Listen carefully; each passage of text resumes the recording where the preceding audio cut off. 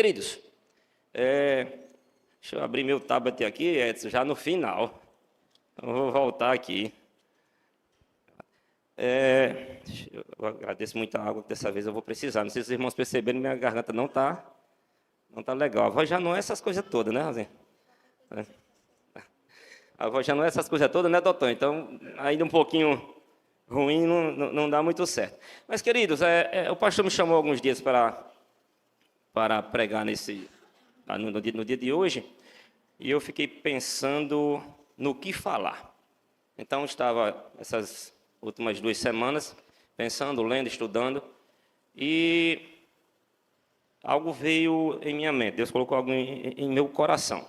Não sei se os irmãos se lembram, não faz muito tempo que eu preguei a última vez, mas eu mencionei, num dado momento, em que numa viagem que eu fiz para o sul do país com a família, uma pessoa de lá, claro, com certeza outros, mas somente um se manifestou reconhecendo nós como nordestinos, né? Então, eu estava num determinado lugar, eles perguntaram se a gente era do Ceará, eu disse que era pertinho, ou seja, de forma que o nosso sotaque nos denunciou, né? E ele percebeu, não, eles não são daqui, provavelmente do Nordeste, é do Ceará, não sou do Nordeste, então pronto, surgiu esta situação. E interessante que, embora eu estivesse tão longe do Nordeste, tão longe de minha casa, mas alguém conseguiu identificar que eu era do Nordeste, né? Que eu tinha raízes, nós, né, estava a minha família, tínhamos raízes nordestinas. Aí eu gostaria de contar uma história para vocês. Como os irmãos sempre perceberam, eu gosto de trabalhar histórias, né? Às vezes para poder fixar até melhor aquela situação. Mas não é uma história minha, é uma história bíblica, que por sinal foi contada em Juízes, capítulo 12. Então, o que aconteceu que foi relatado em Juízes, capítulo 12? Se vocês quiserem depois abrirem, ou melhor, lerem em suas casas, fica até mais interessante. Mas eu só vou, a princípio, fazer um relato, que provavelmente a maioria aqui já conhece. Jefté, ele foi juiz de Israel, mais precisamente ele foi o 8º juiz de Israel. Em um determinado momento, o povo de Israel entrou em conflito com os filhos de Amon. E eles foram à batalha. Até mesmo devido a esta guerra, devido a esta batalha, foi que Jefté chegou ao posto de juiz. Mas teve uma tribo que não foi para a batalha, a tribo de Efraim. Como os irmãos sabem, Israel é composto por 12 tribos. Né? Jefté, salvo me engano, é de Gad, da tribo de Gad, né? E estava liderando, sendo juiz sobre todo Israel, e Efraim não foi para a batalha. Mesmo assim, Jefté foi bem sucedido na sua peleja, e Israel venceu essa guerra contra os filhos de Amon. Sucedeu que depois disto, houve um problema entre os povos de Israel e uma de suas tribos, justamente a tribo de Efraim, que começou a questionar algumas coisas e mandou avisar Jefté que ele seria morto, que eles iriam matar Jefté. O que resultou em um tipo de guerra civil, um conflito interno. Desta feita, Israel contra a tribo de Efraim. E mais uma vez, Jefté foi bem sucedido, Israel venceu a batalha, os efraimitas perderam a batalha, e após perderem a batalha, aqueles que sobreviveram, eles tentaram voltar para suas casas, mas eles teriam que passar pelo rio Jordão. Sendo assim, Jefté coloca soldados em alguns possíveis locais de passagem do povo de Efraim, dos efraimitas, e as pessoas tentavam passar, mas sem se identificar, pois eles sabiam que se fossem identificados como efraimitas, eles seriam mortos. Mas eles tentavam passar, os soldados perguntavam, de onde você é? Você é efraimita? E, claro, temendo a sua própria vida, eles respondiam que não. Mas um teste era feito sobre eles. Um teste era feito. E eles não perguntavam, melhor dizendo, mas eles diziam, fale a palavra Shibolete. Fale a palavra Shibolete. Aí eu fico lembrando a gente aqui, vocês vão entender. Quando eu digo Aracati, eu digo da minha forma. Provavelmente alguém do Rio, alguém que tenha um chiadozinho na vara, vai dizer Aracati, como o próprio povo de Aracati, né? Aracati fala. Então, por que eles disseram que eles, para passar, eles deveriam dizer a palavra Shibolete? Porque os efraimitas, eles, devido ao seu sotaque, eles não conseguiam dizer Shibolete, mas diziam Sibolete. Os denunciando como efraimitas, e a partir daí eles eram mortos. O que foi algo muito triste, porque, salvo engano, pode até confirmar isso, mas que morreram cerca de 42 mil pessoas. Não sei se as 42 mil pessoas juntou com a guerra e os que foram mortos nessa situação, mas foi algo desastroso. Não é sobre a guerra que eu vou falar, mas é sobre essa marca, sobre esse sinal, sobre essa evidência que fez com que uma nação, ou pessoas dessa nação, pudessem ser identificadas. Diga Shibolete. Aí o efraimita diz Sibolete, e a partir disso aí, eles eram identificados, como se fosse uma marca. Aí eu fiquei pensando, muitas pessoas se dizem ser muitas coisas. Vamos dar atenção à palavra, vamos deixar os celulares. Muitas pessoas se dizem ser muitas coisas, que na verdade não são. Você já deve ter lido em jornais ou em outras situações, na internet, de qualquer forma, pessoas se passando por médicos e sendo presas porque não são. Pessoas se passando por dentistas e sendo presas porque não são. Quem aqui nunca recebeu uma ligação de uma pessoa, às vezes até dentro de uma penitenciária, se passando por um parente seu que está pedindo dinheiro ou que foi sequestrado ou algo desse tipo? Então, muitas pessoas dizem ser muita coisa sem realmente ser. Então, o que fazer diante disso é observar, analisar, talvez fazer um teste. Né? Minha mãe um dia recebeu uma ligação de um camarada que se dizia o sobrinho dela. Né? E às vezes com nervosismo a pessoa vai soltando alguns detalhes e eles vão pegando, ele já tem essa prática nisso, e mamãe achando que era um sobrinho dela do Rio de Janeiro, que estava precisando de ajuda, se aperreou um pouquinho, mas graças a Deus foi mais esperta, não caiu na armadilha do bandido. Mas muitas pessoas caem, às vezes por uma falta de observação, ou por fazer um teste para tentar identificar se aquilo é verdade ou não. Com base nisso, meus irmãos, eu pergunto a vocês, e essa pergunta, claro, é para mim também. Nós, somos cristãos? Nós somos verdadeiramente cristãos? Nós verdadeiramente temos convicção da vida eterna? Queridos, eu acredito que, sinceramente, que existem pessoas que realmente pensam ser cristãs, mas diante de um falso evangelho que lhe foi apresentado, ou devido a um evangelho superficial a que ele foi submetido, infelizmente e sinceramente, não são cristãos, apesar de professarem a fé cristã. Também acredito que em alguns momentos crentes genuínos, eu repito, eles podem passar por um momento de incerteza, principalmente diante de uma queda, de um pecado, e às vezes se perguntar, que tipo de crente eu sou? Diante de algo que cometeu e que ele sabe que não devia ter feito, que não devia ter cometido. Que tipo de crente eu sou? Então, a verdade, meus irmãos, é que somente o Espírito Santo de Deus pode nos dar essa certeza que somos verdadeiramente cidadãos dos céus, e é através da palavra de Deus, que o Espírito Santo nos dá esta certeza, através das Escrituras Sagradas. Então, o que nós devemos fazer diante desta afirmação, ou diante de questionamentos como esse que podem surgir no nosso coração? É observar, é avaliar, é analisar a vida do irmão? Até que sim. Mas não antes de avaliar a sua própria vida, não antes de avaliar a minha própria vida. Porque às vezes a gente pensa, não, mas a vida do irmão não pode avaliar, não. Pode também, pode. Pode. Como diz em Lucas 42, como poderás dizer a teu irmão, deixa, irmão, que eu tire o argueiro do teu olho, não vendo tu mesmo a trave que está no teu. Lucas 6,42. Hipócrita, tira primeiro a trave do teu olho e então verás claramente para tirar o argueiro que está no olho do teu irmão. Então o problema não é você julgar ou avaliar, o problema é você fazer um julgamento hipócrita, né? O problema é você avaliar o seu irmão sem que antes você avalie a si próprio.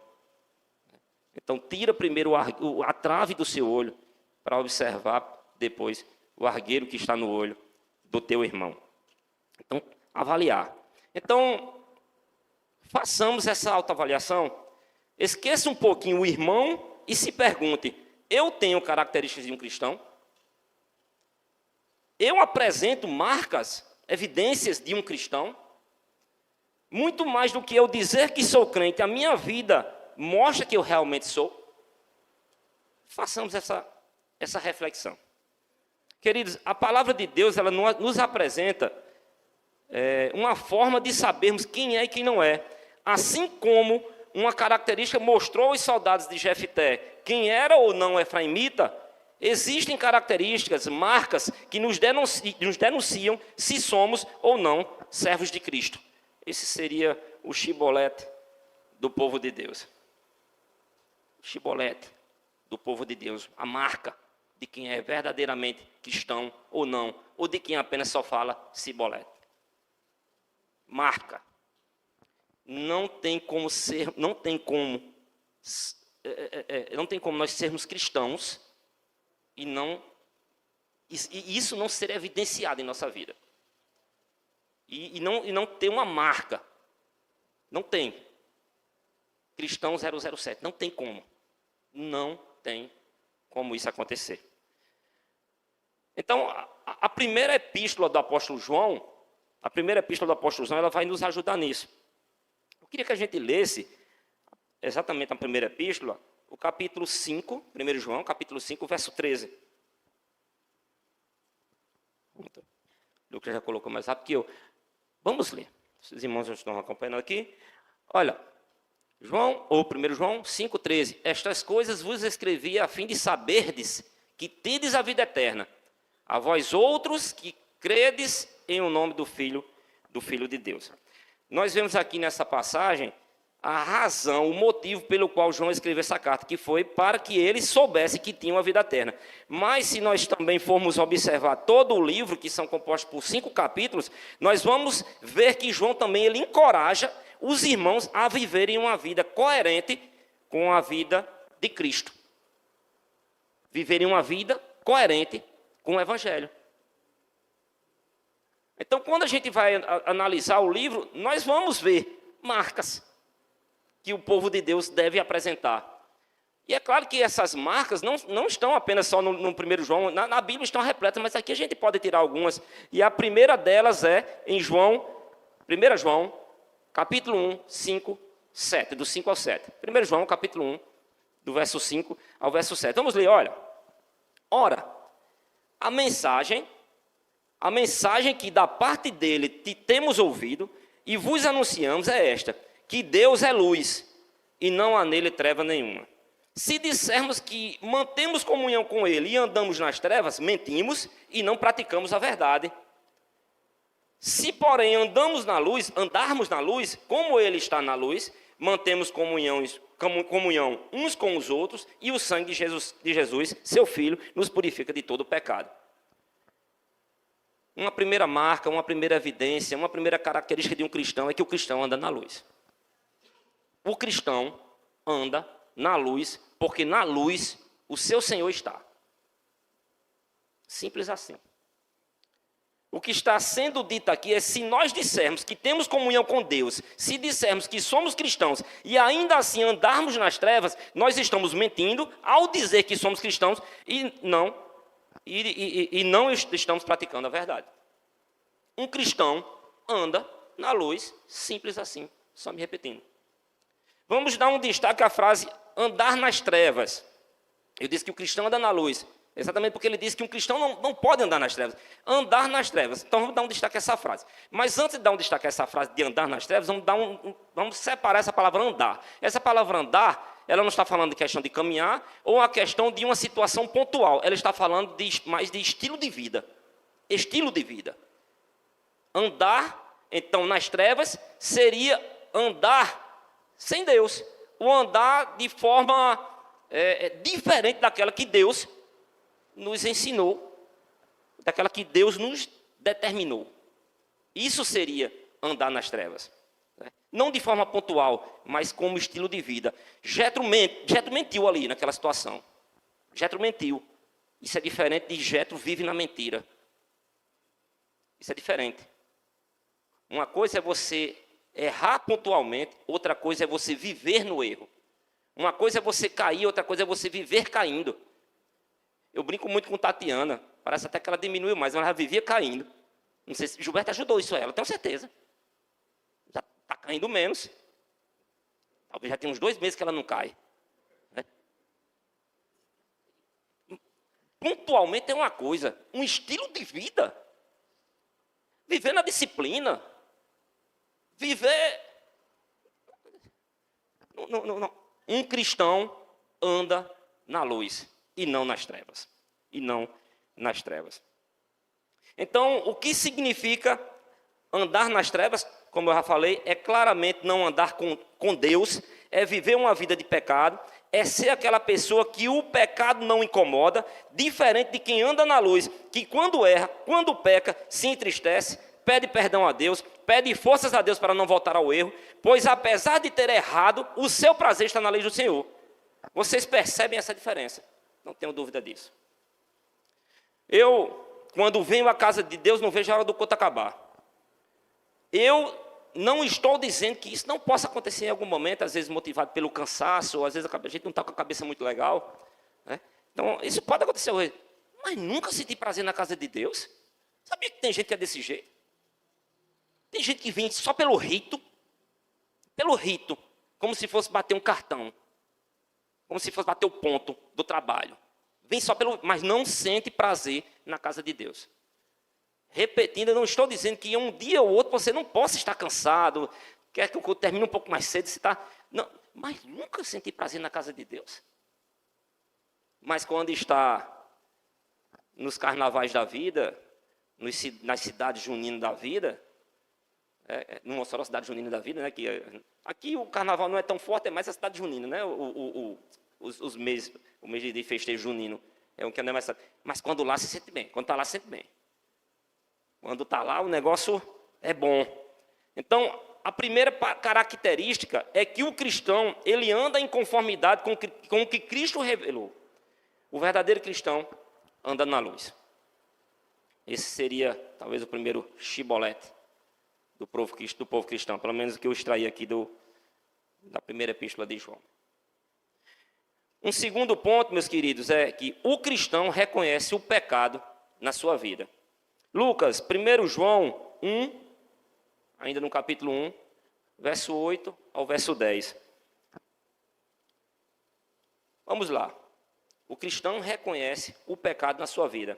Se dissermos que não temos pecado nenhum, e a nós mesmos nos enganamos e a verdade não está em nós. Se confessarmos os nossos pecados, Ele é fiel e justo para nos perdoar os pecados e nos purificar de toda injustiça. Se dissermos que não temos cometido pecado, fazemo-lo mentiroso e a sua palavra não está em nós. Qual o primeiro ponto? O primeiro ponto está dizendo que nós devemos andar na luz, né? Como Ele na luz está. Então, devemos andar na luz como Ele na luz está. A partir desse primeiro ponto, nós não podemos cair no erro de achar que Deus está cobrando de nós uma perfeição que nós não temos. Não, é na luz. Andou nas trevas, você caiu em algum momento, pecou alguma vez. Não é dessa forma que está dizendo. E exatamente esse texto, ele corrobora para isso. Justamente nos deixando claro, se você diz que não peca, você é mentiroso. Se você diz que não peca, você é mentiroso. Isso não é um contraponto ao fato de dizer que você deve andar na luz, mas sim reforçando aquela situação de que o seu estilo de vida não deve ser um estilo de vida de pecado. Por quê? Porque eu e você, nós somos pecadores. Nós pecamos e continuaremos pecando, mas sempre buscando, apesar de ainda pecar, não viver uma vida de pecado. Meus irmãos, Uma grande evidência de que você é um verdadeiro cristão não é que você viva sem pecado, mas sim que quando você peca, isso quebra o seu coração e o conduz ao arrependimento e à confissão. Essa é uma evidência de que você é um cristão. É quando você peca, você não se conformar no pecado. Não é aquele arrependimento falso de quem se arrependeu só porque foi pego.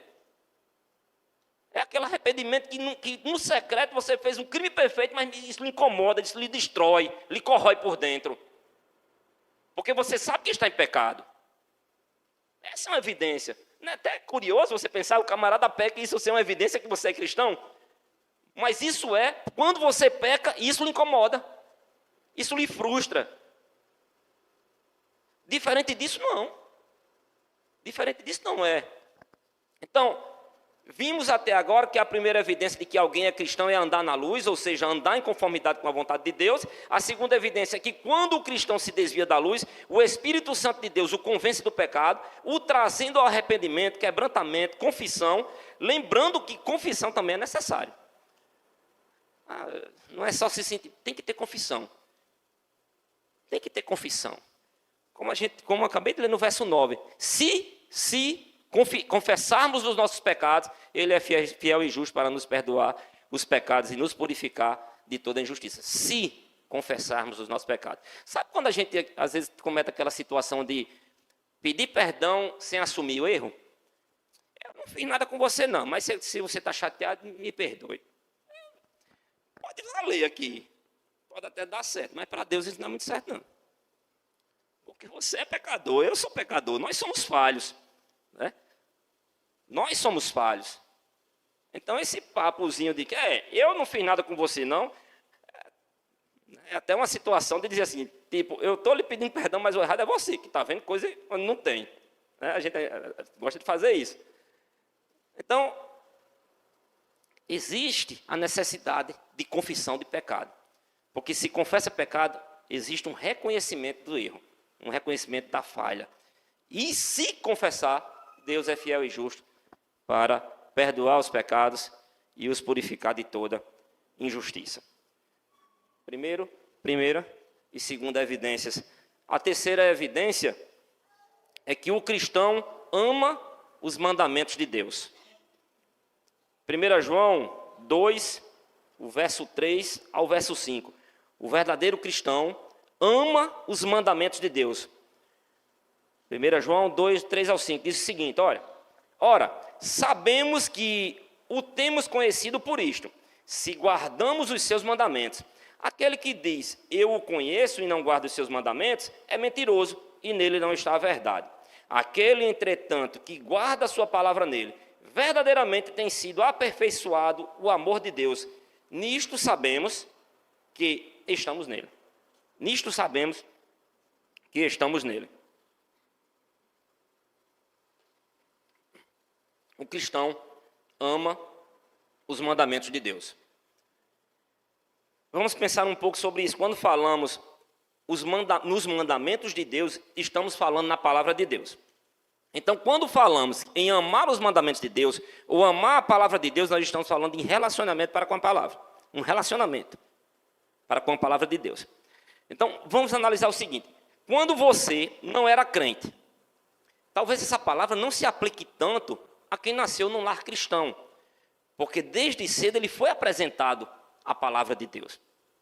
Mas aquele que entrou de repente na juventude ou numa vida adulta, sem reconhecer Cristo como seu Senhor. Então, pronto, você não era crente, tentar se lembrar disso aí, e participava de alguma coisa que hoje você sabe que é errado, que hoje você sabe que desagrada a Deus. Aquilo lhe trazia algum desconforto? Você se preocupava em estar diante dos mandamentos de Deus? Provavelmente não. Porque anteriormente não existia um relacionamento seu com a palavra de Deus. Mas a partir do momento em que alguém lhe apresentou o Evangelho através da palavra de Deus, né, e o Senhor começou vamos dizer assim, lhe confrontar, lhe incomodar, a situação mudou. E agora você quer um relacionamento com Deus. E como você quer um relacionamento com Deus, automaticamente e obrigatoriamente o seu relacionamento com a palavra dele muda. Porque se você quer se relacionar melhor com Deus, se você quer se aproximar, saber mais de Deus, conhecer mais de Deus, automaticamente você recorre à sua palavra. Você quer conhecer mais Ele. Então, seu relacionamento com a palavra muda. Você vai querer saber mais de Deus, aprender mais de Deus, e isso se dá através das Escrituras. Mas, Jetro, eu não sou muito de ler, eu não gosto muito de ler, e nem eu de ir para a academia. Vamos deixar isso bem claro. Mas se eu quero ter uma velhice um pouco mais saudável, né? Se eu quero, de repente, segurar os 4 netos que Lavínia diz que vai me dar, eu preciso fazer a minha parte. De repente, uma academia, uma situação, uma atividade, pedalar com Gueda, né? Um pastor, os pedais aí. Fazer alguma coisa para que eu possa ter uma velhice um pouco mais sadia. Eu não gosto, mas sei que preciso, então eu vou. Você não é muito de ler, não. Não precisa ler outra coisa, não. Lendo a Bíblia já está bom. Se não gosta. Eu aconselho a ler outras coisas também. Aconselho. Mas lendo a Bíblia, ler a Bíblia é fundamental. E de repente até você se apaixona por essa palavra, que eu acho que isso é muito pouco provável que não aconteça. E aí você vai passar a ser um leitor assíduo. Talvez não de outras coisas, mas sim das Escrituras. Então, não gosta de ler a Bíblia, e até eu lembrei agora que teve um comediante, ele é de Recife, eu esqueci o nome dele. Até ele brinca com essa situação. Diz que é crente, diz que o Senhor, Deus, é tudo na sua vida, e não sabe nada da Bíblia, mas sabe decorar da trilogia do Senhor dos Anéis todinha. Ou Harry Potter. Não era meu não, esse caderno era de Lavínia. Então, assim, como é que isso se dá? Aí, a partir disso, não gosto muito de ler, mas ler outras coisas, e aí o seu conhecimento cristão, ou o seu conhecimento bíblico, se dá a partir, talvez, de uma história, ou de um filho, que alguém postou um versículo, alguma coisa desse tipo. Isso é muito pouco. Não só é pouco, isso é insuficiente. Para você, cristão? Não. Agora, deixa eu admitir algo a vocês.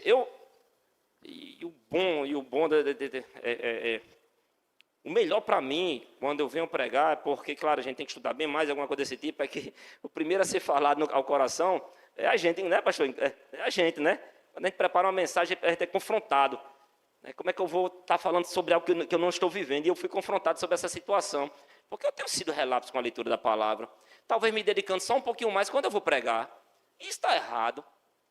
Aí essa semana lá, eu assumi um compromisso com as meninas e com o Sam, que infelizmente não consegui colocar em prática essa semana, porque eu viajei praticamente todo dia, inclusive ontem, não almocei em casa, mas lá em casa nós combinamos, e eu aconselho que vocês façam o mesmo, mal não vai fazer, não tenho dúvida disso, é que ou no almoço, ou no café, ou no jantar, naquela situação em que a mesa está toda reunida, que você já costuma orar pelo pão, orar agradecendo a Deus pela providência, leia uma passagem.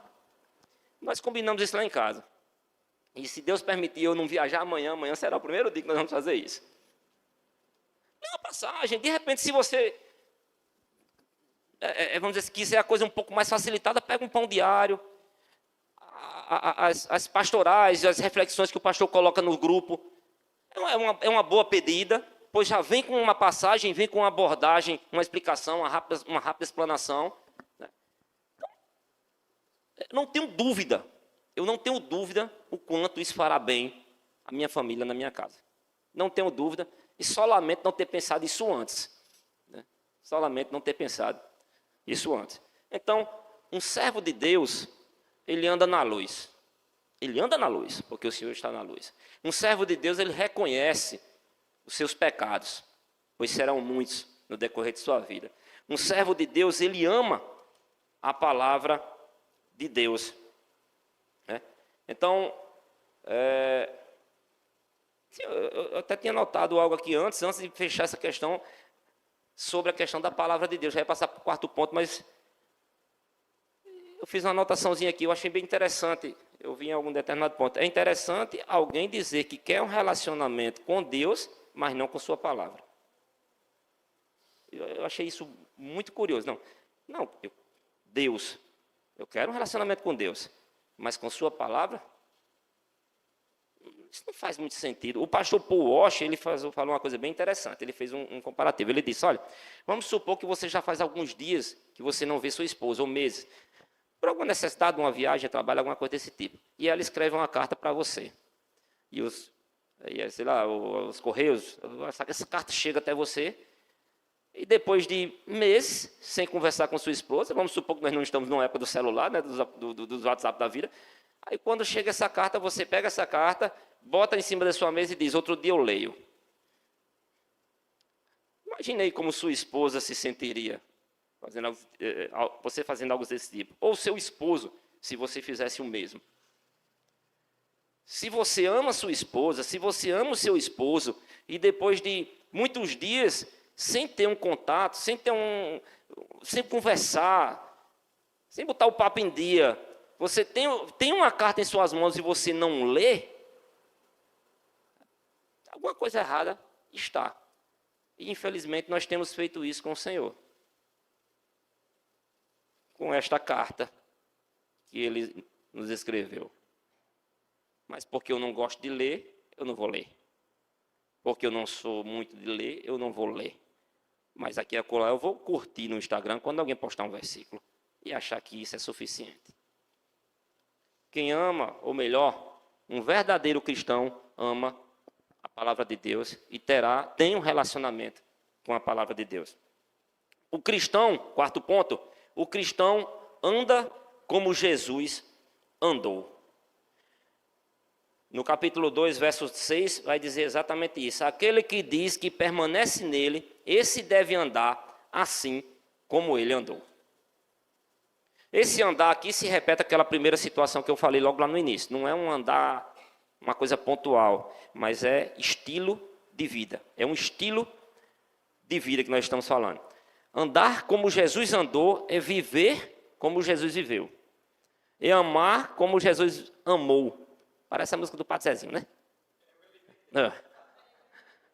Na música vem dizendo, é sorrir como Jesus sorria, é sentir como Jesus sentia, e ao final não sei o que, ao final do final do dia, eu sei que poderia ser muito mais feliz, alguma coisa desse tipo. Mas é mais ou menos isso. É viver como Jesus viveu, amar como Jesus amou, de repente, abordando aquele ponto, um amor incondicional de Jesus, um amor que não bota uma condição, é perdoar como Jesus perdoou, né? E é bem interessante essa questão do perdão, porque esse último fim de semana, andei conversando com alguns irmãos, e a gente falou um pouquinho sobre essa questão de perdão, e o quanto é complicado às vezes. O quanto é complicado você perdoar quando você foi ofendido, né? Quando você foi maltratado. E aí parece até que Deus nos dá esse direito de não perdoar porque eu fui maltratado. E não dá. Você deve perdoar. Se você for olhar nas Escrituras, você tem até o direito de mudar o relacionamento. Se antes era mais próximo, você não precisa ser mais. Você foi ofendido, você foi traído, você foi... Mas o perdão não tem muita... não tem muito manejo, não tem muito ajeitado, não. É perdoar mesmo. Perdoar. Aí, eu pensando nisso, nessa conversa até eu relatei algo que aconteceu comigo no passado.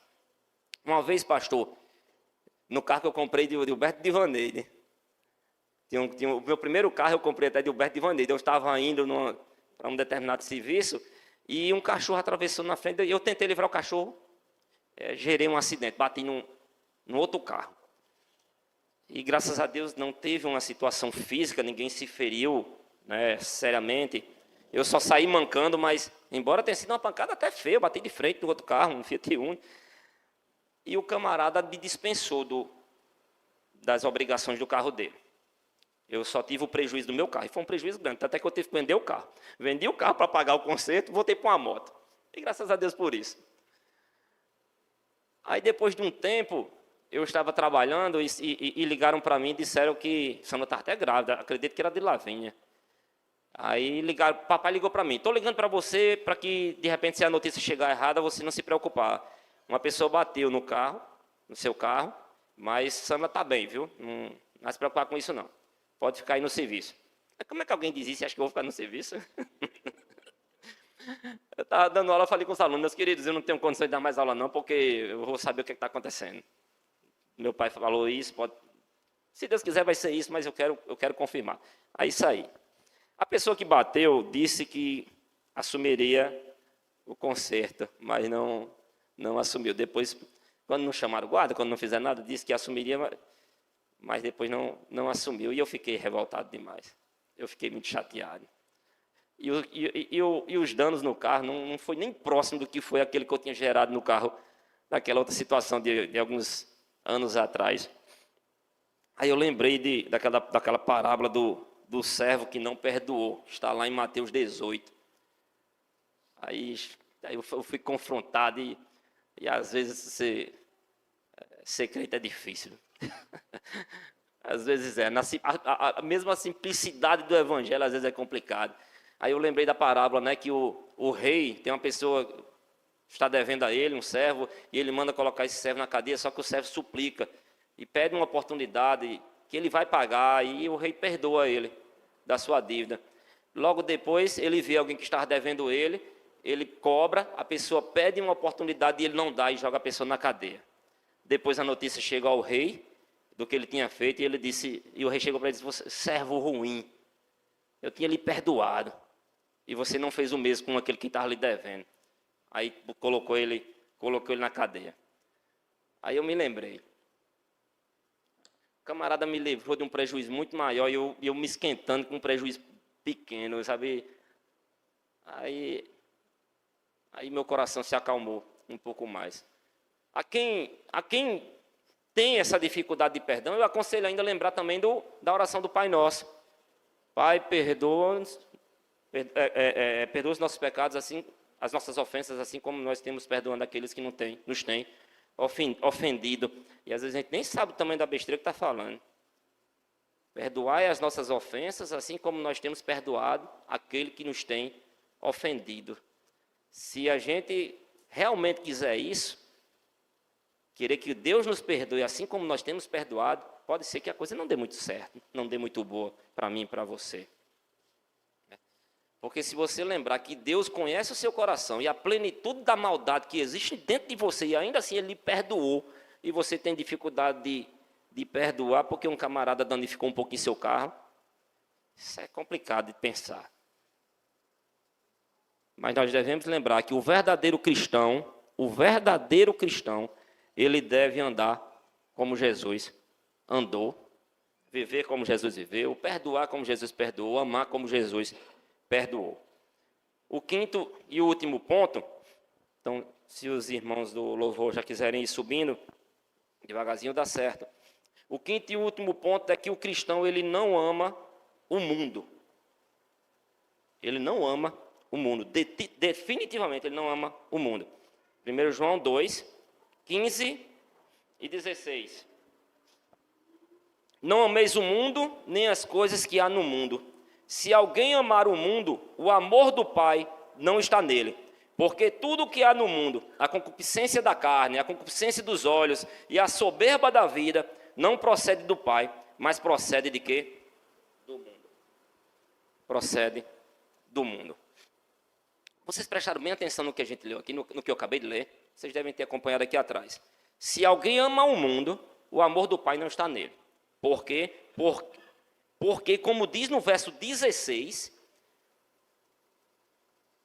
tudo que há no mundo, aí vem falando nas concupiscências, não procede do Pai, mas procede do mundo. Meus irmãos, pode ser duro o que eu vou falar, mas é a mais pura verdade. Você se parece com o mundo? Que cada um faça essa pergunta. Você se parece com o mundo? Você age como o mundo? Você ama as coisas do mundo? Então você é do mundo. Não tem como. Se você ama o mundo e age como o mundo, se parece como o mundo, você é do mundo. Embora possa estar dentro de uma igreja, né, e falando que professa a fé cristã. Então, mesmo que em alguns momentos você esteja dentro da igreja, tem até um pastor, eu anotei aqui, Stephen Charnock. Ele foi um pastor, um pastor inglês no século XVI. Eu vi essa semana uma frase que foi, pelo menos, direcionada a ele. Essa frase, ela diz: é triste sermos cristãos na ceia, pagãos em nossos empregos e demônio em nossos lares. Já faz cerca de 400 anos que esse homem disse isso. E ela continua tão atual quanto foi naquele tempo. Ela continua muito atual hoje. É triste ser cristão na ceia. Ou seja, ele está simbolizando a ceia como um momento de culto, um momento da liturgia. É triste ser cristão na ceia, pagão no emprego e um demônio dentro de casa. Às vezes, pessoas que, apesar de frequentar a igreja, às vezes até serem membros, mas seu coração está no mundo. Pessoas que já levantaram a mão, mas ainda não foram lavados. Já se batizaram, mas ainda não foram lavados. Ceiam, mas ainda não foram lavados. E aqui não é qualquer lavagem que eu estou falando, é uma lavagem purificadora, feita com o sangue de Cristo. Sabe quando você era pequeno? Eu vou lembrar aqui, mamãe. Sabe quando você era pequeno? Criança não toma banho direito, né? Chega sujo, primeiramente já pede a mãe, pergunta a mãe se pode só lavar o pé para dormir. Mas tá lá todo sujo, encardido, o pescoço com 2, 3 colares de sujo. Aí vou só lavar o pé, querendo tirar a sujeira no lençol. Aí tinha vez que mamãe, geralmente uma vez por semana, alguma coisa desse tipo, mamãe diz: hoje quem vai dar banho em você sou eu. Aí sabe aqueles banhos torcendo a pele da gente, que prova que no mínimo 1 ou 2 camadas de pele fica na água? É mais ou menos assim. É uma lavagem purificadora. Eu lembro, Totônio, não tem como esquecer disso não. Sabe, quando tá, que vai estender roupa, né, que antes da máquina de lavar, quando faz assim, gira uma mão para um lado, a outra para o outro. É terrível. Mas limpa. Mas purifica. Então, como está escrito em 1 João 1,7: se porém andarmos na luz, como ele na luz está, mantemos comunhão uns com os outros, e o sangue de Jesus, o seu Filho, nos purifica de todo pecado. Nos purifica de todo pecado. O verdadeiro cristão, ele anda na luz, ele reconhece o pecado na sua vida, ele ama a palavra de Deus, ele anda como Jesus andou, e ele não ama o mundo, né? Ele não ama o mundo, mas busca a purificação que só o sangue de Cristo pode dar. Que Deus nos abençoe, que Ele nos guarde. Eu agradeço a oportunidade em nome de Jesus.